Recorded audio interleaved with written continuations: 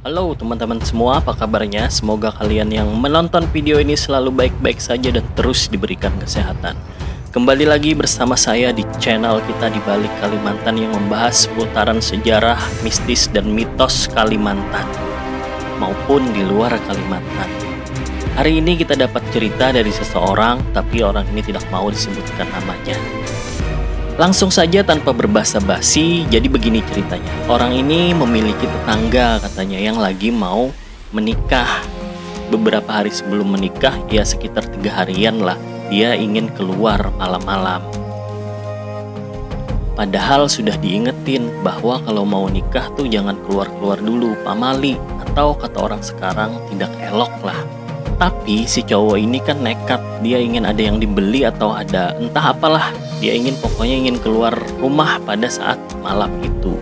Singkat cerita, kemudian dia keluar rumah lah dengan menaiki mobilnya. Di jalan yang dia lewati itu hanya muat 1 mobil, artinya jalannya sangat sempit. Dimana di sana juga terdapat SD yang dia lewat. Dan lurus dari SD itu ya sekitar 500 meter lah. Di sana terdapat kuburan. Nah, di dekat kuburan itu ada pohon yang sangat besar katanya. Kemudian dia ngelewatin sekolahan SD itu, di mana sekolahan itu terkenal dengan keangkerannya. Pada saat ngelewatin SD itu, tiba-tiba mobilnya mogok. Terus dia panik kan, tiba-tiba saja mobilnya itu mogok di depan SD yang terkenal angker itu. Si cowok ini langsung menelpon keluarganya yang di rumah untuk meminta bantuan. Dan tahu nggak yang mengangkat telepon itu siapa? Ternyata di HP-nya ini terdengar suara orang ketawa. Suara cewek ketawa sangat mengerikan. Kayak suara kuntilanak katanya. Lantas si cowok ini tambah panik lagi dia. Saat saking paniknya, entah bagaimana ceritanya, tiba-tiba saja mobilnya itu hidup sendiri guys. Singkat cerita, ketika mobilnya itu sudah hidup, dia baliklah ke rumah. Dan di rumahnya itu ada saudaranya yang orang pintar lah, atau indigo. Saudaranya itu bilang kalau dia ditaksir sama kuntilanak. Lebih parahnya lagi, si kuntilanak ini ingin menikah dengan dia. Pernikahan antara manusia dengan makhluk gaib. Makanya si cowok ini pada saat keluar malam sendirian, dia diikutin oleh si kuntilanak ini, kata saudaranya yang indigo tadi. By the way, kalau ngomongin soal nikah nih, konon katanya orang yang mau nikah, orang yang mau melangsungkan acara perkawinan itu juga nggak boleh jalan-jalan keluar rumah. Apalagi sendirian. Di Kalimantan ada istilah itu yang disebut dengan manis dagingan. Jadi manis dagingan ini adalah istilah pamali yang populer di kalangan masyarakat Banjar, khususnya Kalimantan Selatan.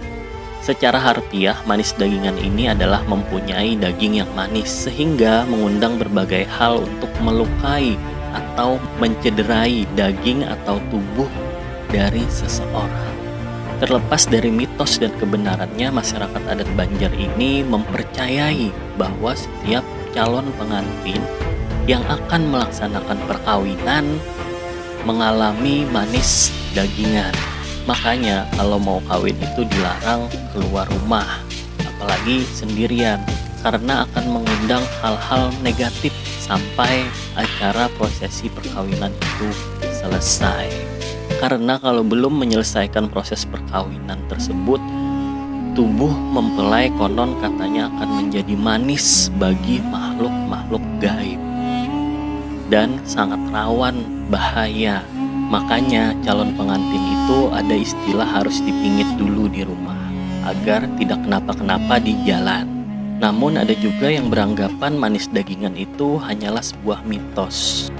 Misalnya si mempelai sebelum acara perkawinan itu hendak membagikan undangan, jalan keluar rumah. Pada saat jalan keluar rumah itu terjadilah sesuatu, misalnya naujubillah tabrakan. Itu mungkin kesalahan dari si mempelai sendiri. Dan dia yakin musibah itu sudah ada yang mengatur. Masuk akal juga.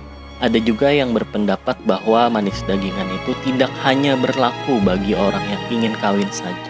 Orang yang melaksanakan khitan pun juga. Bahkan ada teman saya yang baru selesai wisuda. Dia mengalami kecelakaan karena saking senangnya habis wisuda kan itu dapat ijazah. Dia bilang, habis ini saya ingin kerja menjadi seorang PNS. Artinya di sini menurut saya terkandung sebuah pesan, di mana pesan itu adalah berupa pesan agar kita semua harus berhati-hati dalam situasi apapun. Misalnya nih, kita ingin kawin kan, kemudian kita keluar rumah. Pikiran kita ini lagi senang-senangnya nih, kita ingin mengadakan acara perkawinan.